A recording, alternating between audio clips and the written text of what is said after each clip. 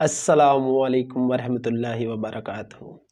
نومیولوجی میں آپ سب کا ایک دفعہ پھر سے ویلکم ہے۔ امید ہے کہ آپ سب خیریت سے ہوں گے۔ تو آج ہم ایک اور نیو ویڈیو کے ساتھ حاضر ہوئے ہیں۔ جورم وین کلیورن، مشہور جنہوں نے اسلام کے خلاف کتاب لکھنے کی کوشش کی اور بالآخر وہ مسلمان ہو گئے۔ آج ہم ان کی کمپلیٹ ویڈیو کو دیکھیں گے، ان کی کمپلیٹ انٹرویو کو ریئیکٹ کریں گے کہ آیا انہوں نے کیوں لکھی، کیسے لکھنی چاہی، وجہ کیا بنی، اور پھر آخر کار وہ مسلمان کیسے ہو گئے۔ اس تمام ویڈیو کو آج ہم دیکھیں گے۔ تو اس سے پہلے ہمارے چینل کو کیجیے سبسکرائب، بیل کے آئیکن پر ضرور دبائیے تاکہ آپ تک تمام ویڈیوز پہنچتی رہی۔ تو چلیے ہم اپنے ریئیکشن کی طرف چلتے ہیں، اپنی ویڈیو کی طرف چلتے ہیں۔ Let's start it. آپ نے کیسے اور کیوں اسلام مخالف کتاب لکھنے کا فیصلہ کیا؟ آپ کی زندگی ایمان کے لحاظ سے کیسی تھی؟ آپ کا ایمان کس پر تھا؟ آپ کا سب سے بھاری اور افسوسناک اظہار کیا تھا جو آپ نے اسلام کے لیے استعمال کیا؟ آپ کے قریبی لوگوں کا رد عمل کیا تھا جب آپ مسلمان ہوئے؟ میں سوچتا تھا اسلام جھوٹ ہے، اسلام ایک خطرہ ہے۔ مجھے 2000 سے زیادہ موت کی دھمکیاں ملی اور آخر کار میں نے اسلام مخالف کتاب لکھنے کا فیصلہ کیا۔ خدا مجھے اشارہ دے تاکہ میں 100% جان لوں یہی درست راستہ ہے۔ میں اس وجہ سے 2 دن تک سو نہیں سکا، میں اسے تسلیم نہ کر سکا۔ یہ انتہائی عجیب تھا۔ السلام علیکم بھائی جورم وین کلیورن، آپ کے آنے کا شکریہ اور آپ کو دیکھ کر بہت خوشی ہوئی۔ میں پہلے آپ سے یہ پوچھنا چاہتا ہوں کہ جورم کون ہے؟ وعلیکم السلام۔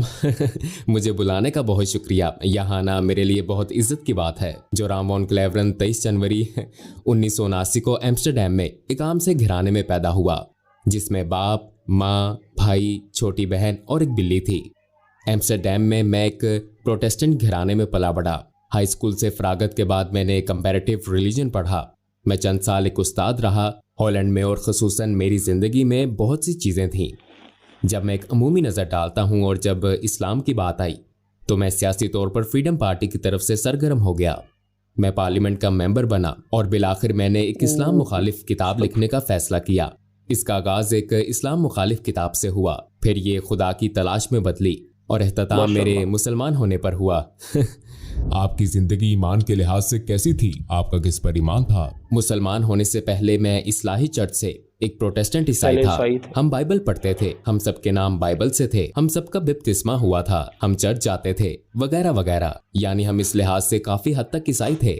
ظاہر ہے کہ میرا خالق کائنات پر ایمان تھا، میرا جنت دوزخ پر ایمان تھا، میرا فرشتوں کی وحی پر ایمان تھا، اور ظاہر ہے اس چیز پر بھی جو عیسائیوں کو مسلمانوں سے الگ کرتی ہے، یعنی میرا یہ ایمان تھا کہ یسوع مسیح خدا کے بیٹے ہیں، اور زیادہ فلسفیانہ لحاظ سے میرا ایمان تھا کہ وہ خود خدا ہیں۔ میرا دوبارہ زندہ کیے جانے پر ایمان تھا، اور ظاہر ہے کہ مسیح علیہ السلام کی مصلوبیت پر بھی، اور میرا کفارے پر ایمان تھا۔ لیکن ٹرینٹی ایک انتہائی پیچیدہ تصور ہے، خواہ آپ مانیں یا نہیں، یہ واقعی بہت پیچیدہ ہے، کیونکہ بائبل میں خدا کے بارے میں کہا گیا ہے کہ خدا لافانی ہے، لیکن اگر آپ لافانی ہیں لیکن پھر بھی آپ مر جاتے ہیں تو آپ بیک وقت لافانی اور فانی نہیں ہو سکتے۔ یہی وہ چیز تھی کہ جب میں ذرا بڑا ہوا، 16-17 سال کا، تو میں نے اس پر اعتراضات شروع کیے کہ یہ لوجیکل بات نہیں ہے۔ میں نے کئی لوگوں، پادریوں، تبلیغیوں، حتیٰ کہ ربیوں سے بات کی، لیکن ملنے والے جواب زیادہ تسلی بخش نہیں تھے۔ اس نے اسے میرے لیے پیچیدہ بنا دیا اور میرے ذہن میں اس قسم کے کچھ شکوک رہ گئے تھے، لیکن میں نے کہا ٹھیک ہے، اس کو چھوڑو، اور میں نے ایک جج کی طرح سوچا، بس یقین کر لیا، اور شاید میں اتنا ذہین نہیں کہ ساری بات سمجھ سکوں۔ اس کے باوجود میں خدا پر ایمان رکھتا تھا۔ میرا پھر بھی ایمان تھا کہ مسیح علیہ السلام ایک بہت اہم شخص ہیں۔ میرا ایمان تھا کہ وہ خدا کے بیٹے ہیں، لیکن اس کی حقیقت کو میں نے اسی پر چھوڑ دیا۔ آپ نے کیسے اور کیوں اسلام مخالف کتاب لکھنے کا فیصلہ کیا؟ ہائی اسکول کے بعد میں یونیورسٹی گیا اور میں نے کمپیریٹیو ریلیجن پڑھا، اور ایک قابل ذکر بات میرے خیال میں یہ تھی کہ میرا کالج کا پہلا دن 11 ستمبر 2001 تھا۔ میرے ذہن میں پہلے سے ہی تھا کہ اچھا، یہ مسلمان لوگ وہ جنونی قسم کے ہیں اور یہ مذہب سچ نہیں ہے۔ پھر چند سال بعد ہالینڈ میں ایک شخص تھیو وان گوگ تھا، وہ ایک مشہور فلم ساز تھا اور اسے سڑک پر مار دیا گیا، اسے گولی ماری گئی تھی۔ اور انہوں نے اس کا گلا کاٹنے کی کوشش کی تھی اور اس کے پیٹ میں ایک چاقو گھونپا تھا جس پر ایان ہرشی علی نامی ایک اور لڑکی کے لیے ایک لیٹر تھا جس پر لکھا تھا اگلی باری تمہاری ہے۔ لہٰذا اس سے میرے اسلام مخالف احساسات میں اس طرح اضافہ ہوا کہ میں نے سوچا مجھے کچھ کرنے کے لیے سیاسی طور پر سرگرم ہونا چاہیے اور اپنے ملک کو اس برائی یا نقصان سے بچانا چاہیے۔ آپ نے اسلام کی وجہ سے سیاست شروع کی؟ ہاں، اور اس کا تعلق اسلام سے ہی تھا۔ یہی وجہ تھی کہ میں ایک کتاب لکھنا چاہتا تھا تاکہ لوگوں کو بتا سکوں کہ اسلام دنیا کے لیے خطرہ کیوں ہے۔ جب میں اپنی کتاب لکھ رہا تھا، جیسا کہ میں نے پہلے کہا، عیسائیت سے متعلق سوالات، شک و شبہات دوبارہ ابھرے اور ظاہر ہے یہ سچائی سے متعلق تھے کیونکہ میں ایک ایمان والا عیسائی تھا اور میری عیسائیت کے سوالات کو بالآخر اسلامی انداز میں جواب ملا۔ کیونکہ ظاہر ہے جب میں نے کتاب لکھنی شروع کی تو بہت سے لوگوں کا خیال تھا کہ یہ کوئی سیاسی کتاب ہے، لیکن یہ سیاسی اتنی نہیں تھی، یہ ایک مذہبی کتاب تھی کیونکہ میں لوگوں کو بتانا چاہتا تھا کہ اسلام ایک خطرناک مذہب کیوں ہے اور میں نے اسے ایک عیسائی نقطہ نظر سے لکھا تھا۔ لہٰذا آغاز میں نے عیسائیت میں خدا کے تصور اور اسلامی تصور کے درمیان موازنہ شروع کیا، لیکن چونکہ مجھے ٹرینٹی کے بارے میں یہ شکوک تھے اور مجھے اسلام میں توحید یعنی خدا کا ایک ہونا نظر آیا، ہاں یہ زیادہ معقول بات لگتی ہے، اور پھر میں نے سوچا ٹھیک ہے، میں نے بائبل دوبارہ پڑھی تاکہ اپنا ایمان تازہ کروں کہ اسلام میں توحید کا تصور عیسائی تصور کیوں نہیں ہے۔ لیکن جب میں پرانا عہد نامہ پڑھ رہا تھا اور میں نے دیکھا کہ پرانے عہد نامے میں پیغمبر نے کہا تھا ایک خدا ایک خدا ایک خدا، اور پھر میں نے سوچا ٹھیک ہے، میں نئے عہد نامے میں صرف یسوع مسیح کے الفاظ دیکھوں گا، اور پھر مجھے نئے عہد نامے میں یہ کہانی ملی۔ ایک شخص مسیح علیہ السلام کے پاس آیا اور پوچھا زندگی میں اہم ترین چیز کیا ہے، میں جنت کیسے پا سکتا ہوں؟ انہوں نے جواب دیا 2 چیزیں ہیں، اے اسرائیل تمہارا خدا ایک ہے، اپنے پڑوسی کے ساتھ ایسا سلوک کرو جو تم اپنے ساتھ چاہتے ہو۔ تو میں نے سوچا اچھا یسوع مسیح بھی یہی بات کر رہے ہیں، اے اسرائیل تمہارا خدا ایک ہے۔ لہٰذا میں نے سوچا کہ خدا کا یہ مکمل مسلمان تصور زیادہ معقول لگتا ہے، اور یہ وہی تصور ہے جو مجھے پرانے اور نئے عہد نامے میں ملا تھا، اور میں نے جانا کہ عیسائیت بطور مذہب کچھ اور سکھاتی ہے، لیکن یہ خدا کا وہ تصور نہیں ہے جو مجھے بائبل میں ملا۔ چنانچہ کئی ہفتوں کے مطالعے، ہر قسم کی کتابیں پڑھنے، پھر دوبارہ پڑھنے کے بعد میں نے سوچا ٹھیک ہے، شاید خدا کی یکتائی ہی وہ چیز ہے جو حق ہے، تو اس طرح اس کا آغاز ہوا۔ اپنی تحقیق کے دوران آپ نے کون سے وسائل استعمال کیے؟ چونکہ میں کافی حیران پریشان تھا، لہٰذا میں نے ان مذہبی معاملات پر کئی اتھارٹیز کو خط لکھے، اور ایک تحریر میں نے شیخ عبدالحکیم مراد کو لکھی تھی جو کیمبرج یونیورسٹی کے پروفیسر ہیں۔ یہ ظاہر ہے ایک لحاظ سے بڑی عجیب بات تھی کیونکہ میں پہلے ایک سیاستدان تھا، پھر بھی میں اسلام مخالف مقصد سے اسلام کے خلاف ایک کتاب لکھ رہا تھا، اور میں دوسرے ملک کے مسلمان پروفیسر سے پوچھ رہا ہوں کیا آپ میری مدد کر سکتے ہیں؟ لہٰذا میں نے انہیں بتایا کہ میں ایک کتاب لکھ رہا ہوں، میرے ذہن میں بہت سے سوالات ہیں، لہٰذا سادہ الفاظ میں نے کہہ دیا کہ میں کیوں سوچتا ہوں اسلام دہشت گردی کو فروغ دے رہا ہے، یہ عورت، عیسائیت اور دوسری چیزوں کا مخالف کیوں ہے؟ اور شاید 6 ہفتوں بعد انہوں نے مجھے ایک تفصیلی ای میل بھیجی اور براہ راست سمجھانا شروع کیا، میرے بہت سے سوالوں کے جواب دیے، لیکن مجھے یہ بھی کہا گیا کہ آپ کو یہ آرٹیکل پڑھنا ہوگا، یہ کتاب، وہ کتاب پڑھنی ہوگی، اس شخص سے پوچھنا ہوگا۔ ان کے سمجھانے کا انداز بہت تفصیلی تھا، لیکن بالآخر تمام کتابیں اور مضامین پڑھ لینے کے بعد میں نے پرانے عہد نامے کے پیغمبروں اور محمد صلی اللہ علیہ وآلہ وسلم کے درمیان موازنہ کیا۔ اب میرے پاس کوئی اعتراض نہ تھا کہ وہ سب پیغمبر ہیں اور یہ نہیں ہے، اور میں نے سوچا اچھا اگر میں انہی بنیادوں پر حضرت موسیٰ کو تسلیم کروں لیکن پیغمبر صلی اللہ علیہ وآلہ وسلم کو تسلیم نہ کروں تو پھر یہ کچھ اور بات ہے۔ میں نے سوچا میں انہیں پیغمبر کیوں نہیں سمجھتا؟ میں نے سوچا شاید اس لیے کہ ان کی بہت سی بیویاں تھیں، لیکن پھر جب آپ حضرت سلیمان کو دیکھتے ہیں یا آپ حضرت داؤد، ابراہیم علیہ السلام کو دیکھتے ہیں، پرانے عہد نامے میں کئی افراد کا ذکر ہے جن کی 1 سے زیادہ بیویاں تھیں، حتیٰ کہ جب آپ غیر مذہبی کتابوں میں دیکھتے ہیں تو ثقافتی طور پر یورپ، افریقہ، ایشیا، ہر جگہ ایسے مرد ہیں جو کئی وجوہات کی بنا پر کئی بیویاں رکھتے ہیں۔ تو میں نے سوچا کہ اچھا یہ بھی کوئی وجہ نہیں ہو سکتی، تو ایک ایک کر کے یہ تمام وجوہات یکجا ہوئیں۔ بالآخر میں نے سوچا کہ مجھے کہنا پڑے گا یہ سب پیغمبر نہیں ہے، مگر میرا اس پر ایمان نہ تھا۔ میرے خیال میں جو کام انہوں نے کیے، جو باتیں انہوں نے کی، جو معجزات دکھائے، وہ اپنی باتوں اور کاموں سے ثابت شدہ تھے، لہٰذا پھر تو وہ ہیں۔ اور پھر میں نے کہا پھر مجھے یہ تسلیم کرنا پڑے گا کہ محمد صلی اللہ علیہ وآلہ وسلم بھی پیغمبر ہیں، لیکن مجھے اس میں شبہ تھا۔ تو پہلے میں نے سوچا کہ تاریخ مجھے بتاتی ہے کہ وہ سب سے برے شخص ہیں، پھر میں نے کہا کہ شاید وہ اتنے برے نہ ہوں لیکن وہ پیغمبر بھی نہ ہوں۔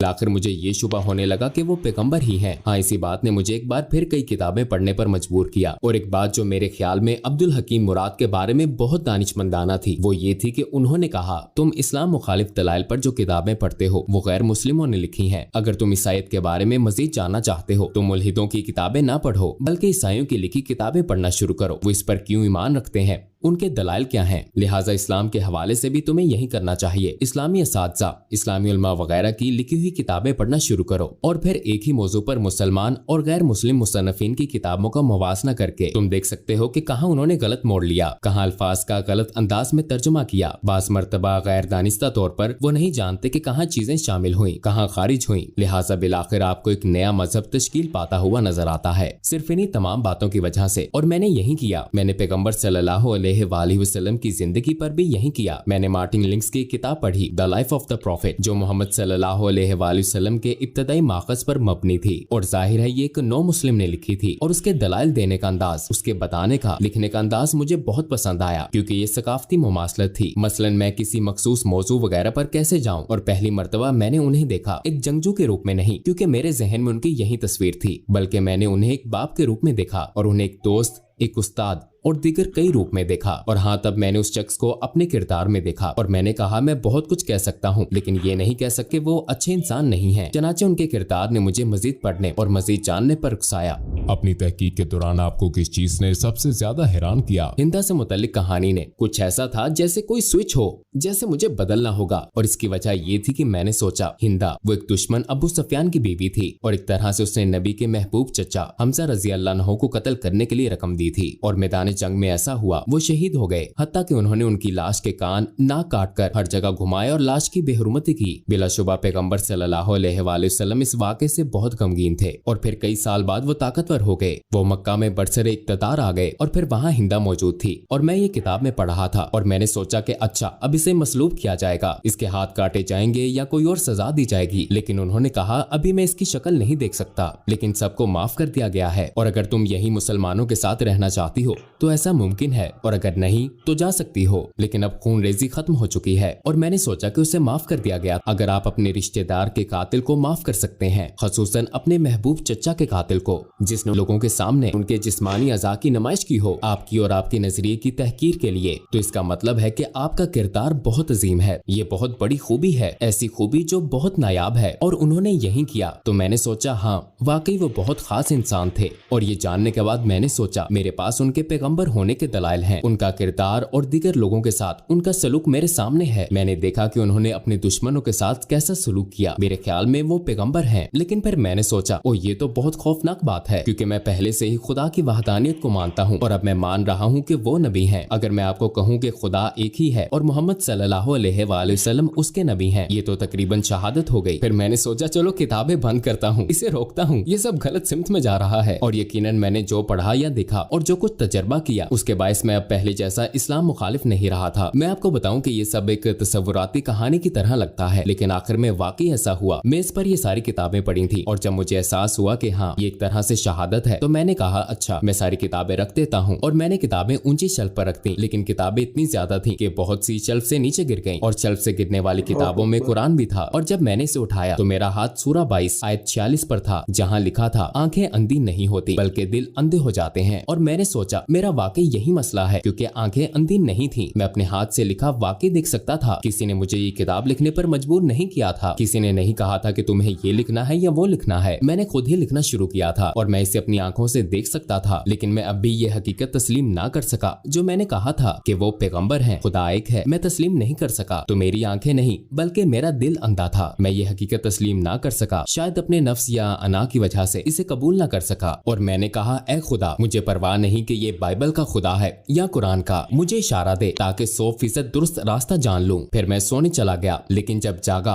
तो मैंने खुद को बहुत महफूज महसूस किया। मैं वाकई बहुत महफूज महसूस कर रहा था। मैंने कभी किसी हवाले से इतना महफूज महसूस नहीं किया। मेरा सारा इस्तराब और शको शुबहात खत्म हो गए थे, सूरज के सामने बर्फ की तरह। और मैंने खुद से कहा शायद मैं मुसलमान हो गया हूँ। फिर जाहिर है मुझे दूसरे लोगों को भी बताना था। आपके इर्द गिर्द के लोगों का क्या रद्द-ए-अमल था जब आप मुसलमान हुए? अक्सर का रद्द-ए-अमल मनफी था, यकीनन बहुत से लोगों के लिए, खसूसन कुछ अंकल और आंटियों के लिए एक सदमा था। उन्हें खबरों से इसका पता चला और जब अपनी माँ को बताया तो वो रोने लगी। और मेरी बीवी काफी खुले जहन की थी, हाँ वो इस बारे में बहुत मुस्बत थी। उसने कहा अच्छा अगर इस्लाम ही आपका हकीकी ईमान है और ये आपके दिल में है मैं कौन हूँ और मेरी पिछली मुलाजमत के कुछ साथी काफी जारहाना थे। मुझे 2000 से ज्यादा मौत की धमकियां मिली मुझे सपोर्ट करने वालों की तरफ से जिन्होंने मुझे वोट दिया था। लोगों ने इंतहाई नफरत अंगेज बातें की, हम तुम्हारी बीवी का रेप कर देंगे, तुम्हें गोलियां मार देंगे, हमें तुम्हारे बच्चों का स्कूल मालूम है, वगैरह वगैरह। इनमें से ज्यादातर यकीनन अहमक हैं क्योंकि वो कंप्यूटर पर फजूल लिखने वाले पागल लोग हैं। तो वो काफी मुश्किल वक्त था और मुझे अपने काम पर भी जाना था और ये एक ईसाई तंजीम थी। उसके लीडर ने कहा ये नाकाबिले यकीन है और उसने कहा हाँ मैंने तब्दीली महसूस की थी जब तुम रेडियो पर मखसूस मौज़ूआत पर बोलते थे तो कुछ ज्यादा ही नरम मिजाज होते थे, पहले की तरह सख्त नहीं। तुम मुसलमान हो रहे थे और जब मैंने कहा हाँ मैं मुसलमान हो गया था तो उसने कहा कि मैं इस वजह से 2 दिन तक सो नहीं सका, मैं इसे तस्लीम न कर सका। ये इंतहाई अजीब था लेकिन मेरे लिए सबसे मुश्किल काम अपने दादा को बताना था क्योंकि मेरे दादा मरने वाले थे। उनकी उम्र तकरीबन 93-94 साल थी और वो घर में बिस्तरे मर्द पर थे। मुझे उन्हें बताना था और मेरी माँ ने मुझे कहा था तुम्हें बताना होगा कि तुम्हारे दादा उनके वालिद थे। तो मैंने कहा अच्छा तो फिर आपको मेरे साथ आना पड़ेगा। वो एक ढाल की तरह थे और मैंने सिर्फ इतना कहा कि दादा मैं मुसलमान हो गया हूँ और फिर उन्होंने अपनी आंखें बंद कर ली और मैंने सोचा कि उनकी सांसें बंद हो गई हैं क्योंकि वो बहुत बूढ़े थे और कुछ देर के लिए वाकई उनकी सांसें रुक गईं और फिर वो दोबारा सांस लेने लगे और उन्होंने मेरी तरफ देखा और कहा चलो कम से कम तुम कैथोलिक तो नहीं बने।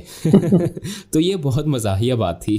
और आखिरी बात रेडियो में मेरे पुराने बॉस ने कहा अच्छा हमें क्या मालूम कि कल को तुम हिंदू या कुछ और बन जाओ। तो मैंने उससे कहा कि मैंने कभी मजहब मुंतखब नहीं किया, ऐसा एक ही बार हुआ जब मैं मुसलमान हुआ था, इससे पहले मैंने अपना मजहब मुंतखब नहीं किया था। मैं एक ईसाई घराने में पैदा हुआ, मेरी परवरिश एक ईसाई तरीके से हुई और मैं बहुत मशकूर हूँ उन तमाम अच्छी चीजों के लिए जो इससे मुझे मिली। लेकिन ये मेरा फैसला नहीं था और सिर्फ एक बार जब मैंने फैसला किया तो वो मेरा मुसलमान होने का फैसला था और ये सबसे ज्यादा जैसा मैंने कहा मुझे लगता है ये मेरा सबसे अहम फैसला था और मेरा सबसे अक्लमंदाना फैसला था। मैंने कभी एक फैसला करने में साल नहीं लगाए सिवाय मुसलमान होने के। जब आपने अपनी पहली नमाज पढ़ी तो कैसा लगा? यकीनन ये एक खूबसूरत लम्हा था लेकिन बहुत अजीब भी था क्योंकि ईसाईयत में आपको इस तरह इबादत करने की आदत नहीं होती। आप हाथ जोड़कर इबादत करते हैं और शायद घुटनों के बल अपने हाथ वगैरह के सामने बैठकर। लेकिन मुझे ये बहुत खूबसूरत लगता है कि आप वाकई सजदा करते हैं, आप वाकई अपने रब के आगे निहायत आजिज़ी से झुकते हैं। तो मेरे ख्याल में ये बहुत आजिज़ाना और खूबसूरत अदा है और हाँ इससे मुझे बहुत खुशी महसूस हुई।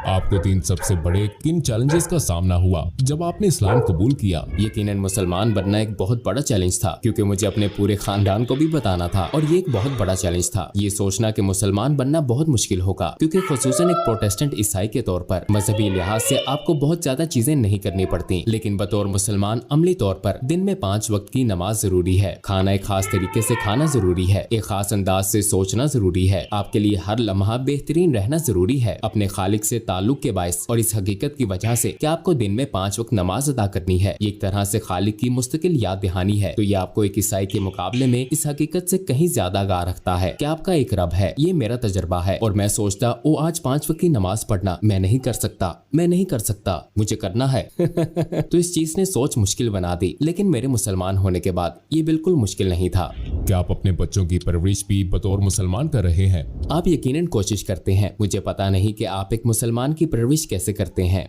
मेरे ख्याल में ये बहुत मुश्किल काम है, खास तौर पर इस दौर में। जाहिर है जब मैंने शादी की तो मैं मुसलमान नहीं था। आपने एक तरह से अहद किया कि आप अपने बच्चों की परवरिश बतौर ईसाई करेंगे, तो मुसलमान होने के बाद जाहिर है मैं अपने बच्चों की परवरिश बतौर ईसाई नहीं कर रहा। अगर ईसाईयत से मुतल्लिक बच्चों का कोई सवाल होता है तो वो मेरी बीवी से पूछते हैं और उन्हें ईसाई जवाब मिलता है, और अगर वो मेरे पास आते हैं तो उन्हें इस्लामी जवाबात मिलते हैं। लेकिन अक्सर वो कहती है कि अपने बाप से पूछो। मेरी बीवी सबके लिए हलाल खाना पकाती है, तो ये बहुत खूबसूरत बात है। वो कहती है मैं 5 खाने नहीं बनाऊंगी तो सब एक जैसा खाना खाते हैं। आप हलाल खाना चाहते हैं तो सब हलाल खाते हैं। तो एक तरह से ये कुदरती अमल की तरह है। इस्लाम के खिलाफ आपका शदीद तरीन और अफसोसनाक इजहार ख्याल क्या था?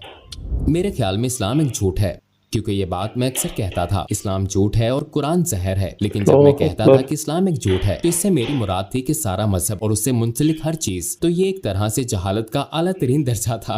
हाँ मुझे इस चीज का अफसोस है क्योंकि ये एक छतरी की तरह था और बाकी सब कुछ इस्लाम एक झूठ है कि तसव्वुर के तहत आता था, क्योंकि यही बुनियादी सोच थी। और यकीनन मैं खुद को इल्जाम देता हूँ और जानता हूँ कि ऐसा करने वाले बहुत से लोग अमली मुसलमान नहीं है। और एक तरह से मैं इस चीज को समझता हूँ क्योंकि हर चीज जो सियासी, समाजी और सकाफती लिहाज से कही और की जाती है उसे भी शुमार किया जाता है। मैं कभी कभी अपनी पुरानी पार्टी के लोगों के दलाइल भी सुनता हूँ जिन्हें मैंने नाराज किया। हाँ, ये चीज मुझे परेशान करती है और यही वजह है कि हमने IXC इस्लामिक एक्सपीरियंस सेंटर नामे एक तंजीम कायम की और हम स्कूलों, प्राइमरी और हाई स्कूलों, कॉलेजों, यूनिवर्सिटियों, यहाँ तक कि हुकूमत के 2 महकमों, दीगर समाजी तंजीमों और गिरजा घरों में जाते हैं इस्लाम के बारे में गलत फहमियां दूर करने, पैगाम फैलाने और इस्लाम को उसके हकीकी रंग में दिखाने के लिए। और हम ये ऐनक के साथ वर्चुअल रियलिटी के जरिए करते हैं, तो ये एक बहुत पुरलुत्फ तजर्बा भी होता है और इस तरह हम इन चीजों को मिटाने की कोशिश करते हैं जो मैंने माजी में कही और की हैं।